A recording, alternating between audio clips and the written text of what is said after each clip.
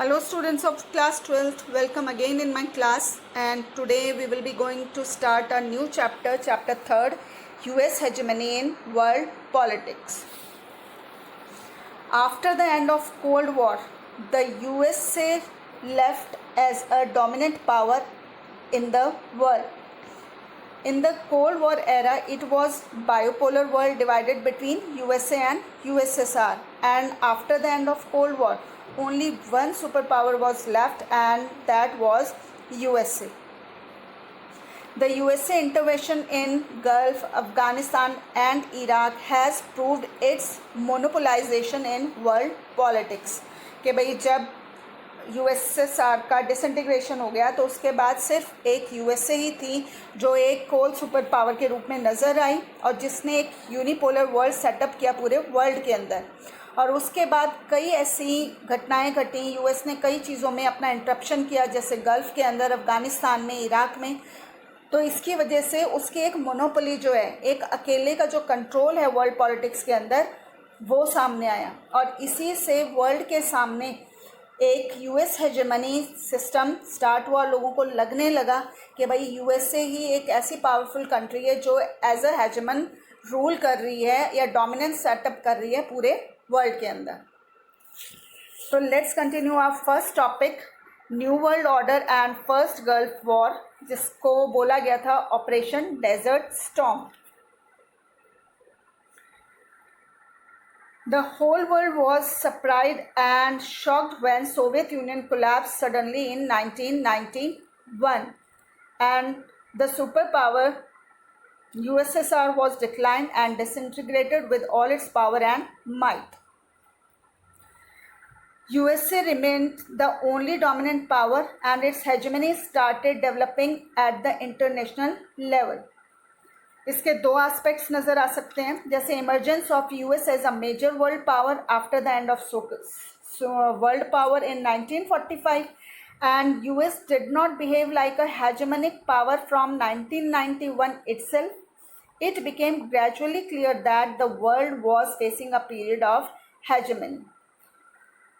कि जो इसकी लेगेसी है, जो एक इसकी विरासत है, वो एकदम से नज़र नहीं आई थी। आप सेकेंड वर्ल्ड वॉर के बाद की कंडीशंस को देख लो कि भाई जो इतना एक बड़ी वॉर हुई थी उसके बाद यूएसए एक सुपर पावर के रूप में नज़र आया था, लेकिन उसने उसके बाद ही एक हेजेमनी जो थी उसकी, उसको शो करना स्टार्ट नहीं किया था, बल्कि उसने इन सारी ही चीज़ों को धीरे धीरे सेटअप करना स्टार्ट किया। धीरे धीरे लोगों के सामने उसकी जो एक हेजेमनी है वो नज़र आई।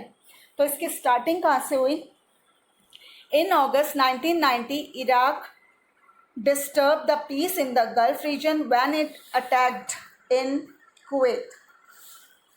कि भाई हुआ क्या था, अगस्त 1990 में इराक ने कुवैत पर अटैक कर दिया था और उसको अपने कंट्रोल में करके जितना भी गल्फ एरियाज़ था वहाँ पर जितने पीसफुल कंडीशंस थी उनको डिस्टर्ब कर दिया था।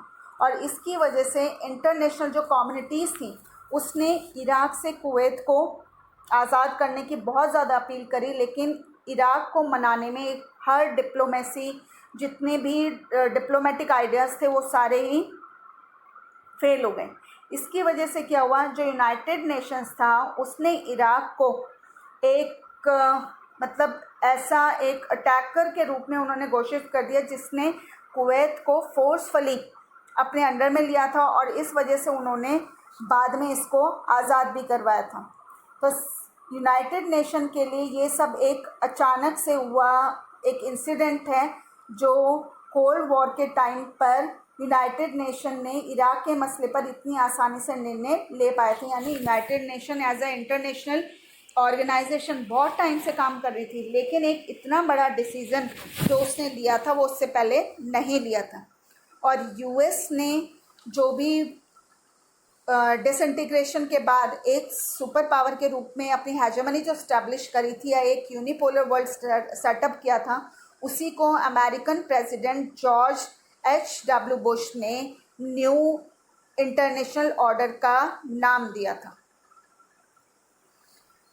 अब इसकी हेजेमनी कैसे नज़र आ रही है?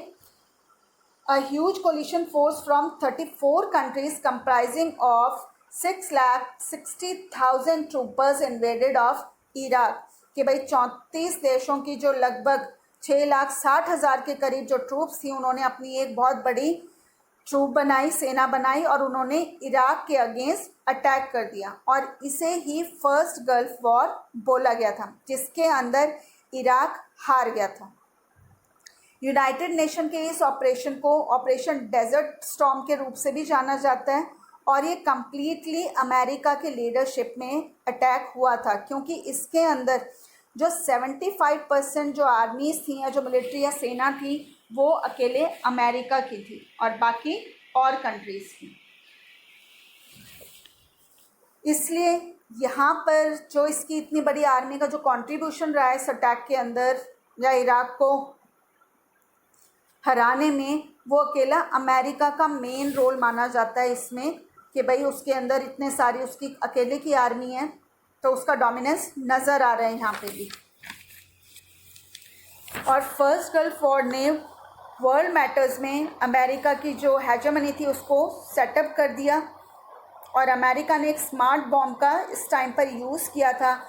और इस वॉर को कई जो स्पेशलिस्ट थे उन्होंने कंप्यूटर वॉर भी बोला गया। ये छोटे छोटे क्वेश्चंस हैं कि which war is known as computer war. तो आप जो भी ये गल्फ वॉर हुई थी अमेरिका ने जिसमें इराक को हराया था उसको कंप्यूटर वॉर कहा जाता है। कंप्यूटर वॉर इसलिए बोला जाता है इसको क्योंकि इस वॉर से रिलेटेड कई वीडियो गेम्स उस टाइम पर बनाए गए थे और पूरे वर्ल्ड वाइड उनको देखा गया था। तो इससे क्या हुआ कि भाई जो व्यूअर्स थे all over the world could watch the video game war with US missiles and weapons destroying the Iraqi forces. It revealed the big gap which existed between US technological and military ability in comparison to other world countries. And the first Gulf War revealed the domination of US-led UN troops, and the US even made huge profits from war as it received huge sums of money from other countries like Japan, Germany और Saudi Arabia. और इसमें जितना भी उन्होंने जो बाकी countries थी जिन्होंने इसको फंड्स के थ्रू पैसे के थ्रू इस वॉर में हेल्प करी थी, भाई वो सारा पैसा तो लगा नहीं था इस टाइम पर, तो बहुत सारा पैसा जो था वो सेव कर लिया गया था और इसकी एक्चुअल जो खर्चा था वो उतना हुआ नहीं था, लेकिन उसने जो भी पैसा बाकी बचा उसको रख लिया था। तो इस तरीके से उसका यहाँ पर दिखाई दे रही कि भाई कितना मिलिट्री वाइज वो पावरफुल है और कैसे दूसरे देश को हराने में वो एक केपेबल कंट्री के रूप में नज़र आ रहा है। तो ये भी एक इसकी हेजेमनी को शो कर रहा है। तो your next topic is the Clinton years. तो भाई सबसे पहले तो ये जानना ज़रूरी है कि क्लिंटन कौन थे, who was bill Clinton.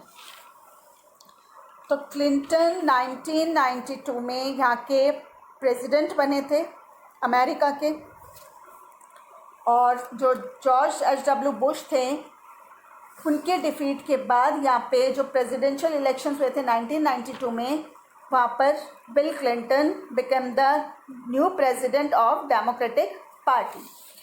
Clinton even won in 1996 and was in power for 8 years. भाई 1992 में भी जीते बिल क्लिंटन और उसके बाद वो 1996 में भी दोबारा से जीते थे और करीब 8 साल तक वो पावर में रहे। Clinton was more inclined towards domestic rather than the foreign policy issues, and during Clinton era US was more inclined towards internal affairs rather than the global affairs। कि भाई जिस टाइम पर क्लिंटन यहाँ पर as a president appoint हुए थे तो Clinton ने ज़्यादातर अपने डोमेस्टिक अफेयर्स पर ज़्यादा ध्यान दिया था, ना कि फॉरेन पॉलिसीज़ के ऊपर, यानी जो उनकी घरेलू समस्याएं हैं, इंटरनल जो मैटर्स हैं उन पर ज़्यादा ध्यान दिया, ना कि ग्लोबल अफेयर्स के ऊपर। लेकिन ऐसा नहीं है कि उन्होंने पूरी तरीके से ही इंटरनल मैटर्स पर ध्यान देना शुरू कर दिया और बाहरी जो भी प्रॉब्लम्स हो रही हैं उनको नज़रअंदाज कर दिया, ऐसा भी नहीं था। लेकिन हाँ ये कहा जाता है कि during Clinton era US focused on soft matters like change in climate, promotion of democracy and promotion of world trade rather than hard politics of military power and security. कि इनके टाइम पर ज़्यादातर जो सॉफ्ट चीज़ें थी, जैसे भाई आपके देश का जो डेमोक्रेटिक सिस्टम है वो उसको बढ़ाना, और क्लाइमेट चेंजेस जो भी और उससे क्या इफ़ेक्ट पड़ रहा है, अपने ट्रेड को वर्ल्ड के अंदर ज़्यादा से ज़्यादा एक्सपेंड करना, इन चीज़ों में ध्यान दिया था, ना कि हार्ड पॉलिटिक्स। हार्ड पॉलिटिक्स से मतलब है मिलिट्री पावर से, कि भाई दूसरों देशों के साथ आपके क्या कोई युद्ध हुआ, आपने मिलिट्री में कितना क्या खर्च किया, तो कितनी पावर को बढ़ाया, वो आती हैं हार्ड पावर के अंदर। लेकिन सिर्फ ऐसा ही नहीं था, इस टाइम पर भी कई ऐसे ऑपरेशंस या एक्शन लिए गए थे बाय द यूएस। तो उसमें एक फर्स्ट दिया हुआ है आपका एक्शन अगेंस्ट यूगोस्लाविया, कि यूगोस्लाविया के खिलाफ जो एक्शन लिया गया था यूएस के थ्रू। हुआ क्या था कि during Clinton era US use military action against Yugoslavia in 1999, कि भाई क्लिंटन के टाइम पर भी यूएस ने अपनी मिलिट्री एक्शन दिखाया था यूगोस्लाविया के अगेंस्ट 1999 में। और वो किस वजह से हुआ था, जब the Albanian population in Kosovo province of Yugoslavia was being troubled by जो हुए वो थे कि भाई जो गवर्नमेंट थी यहाँ पर उस टाइम पर, Slobodan Milosevic's government in Yugoslavia became decline and stationing of NATO forces in Kosovo, कि जो यहाँ पर गवर्नमेंट थी उसका डाउनफॉल हुआ और यूगोस्लाविया के अंदर, और दूसरा नाटो जो फोर्स थे कोसोवा में, वहीं पर वो लोग रुक गए। तो ये था first military action during Clinton era. The second action took place in 1998, और इस टाइम पर क्या हुआ था कि भाई जो एक टेररिस्ट ऑर्गेनाइजेशन था अल-कायदा, उसने नैरोबी जो केन्या में और दूसरा दर ए सलाम तंजानिया के अंदर अमेरिकी जो एम्बेसीज थी उनके ऊपर बॉम्ब्स ड्रॉप कर दिए। और ये जो ज़्यादातर बॉम्ब्स जो गिराए गए थे, ये नॉर्मली जितने भी मुस्लिम टेररिस्ट ऑर्गेनाइजेशंस थे उनको इसके लिए ज़िम्मेदार माना गया था। तो इसी के अगेंस्ट जो अमेरिका ने ऑपरेशन स्टार्ट किया, that was called operation infinite reach.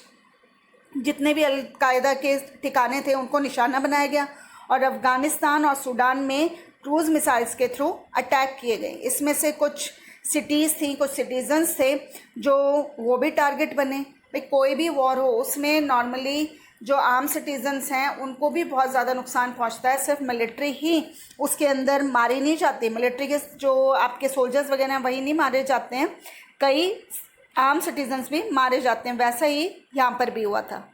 और इस ऑपरेशन से रिलेटेड अमेरिका ने जितने भी इंटरनेशनल लॉज थे या यूनाइटेड नेशन ऑर्गेनाइजेशन थी उनको परमिशन भी मांगने की ज़रूरत नहीं पड़ी। उन्होंने उनके लॉज को भी यहाँ पर फॉलो नहीं किया था।